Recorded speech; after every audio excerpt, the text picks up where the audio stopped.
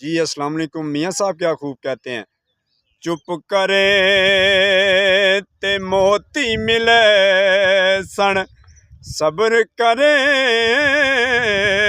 ते हीरे। पागल वांगू रौले पावे ना मोती ना हीरे। मैं ना ते तिलकन रस्ता मैनू देवे कौन संभाला। बहुत तके देवन वाले मौला तू हथ पकड़न वाला।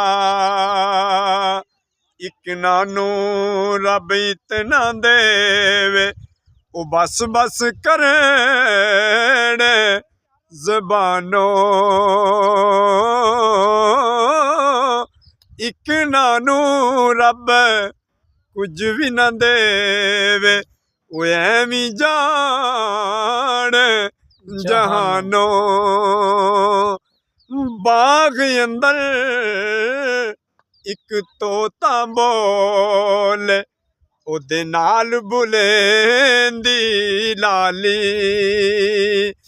जिन्हां दा जग ते कोई नहीं सुना रब उन्हां दा वाली। एक गुना तेरा मां प्यो वेखे देवे देस निकाला। 100 गुना सोना मालिक वेखे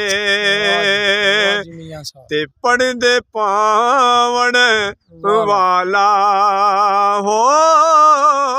100 गुना सोना मालिक वेखे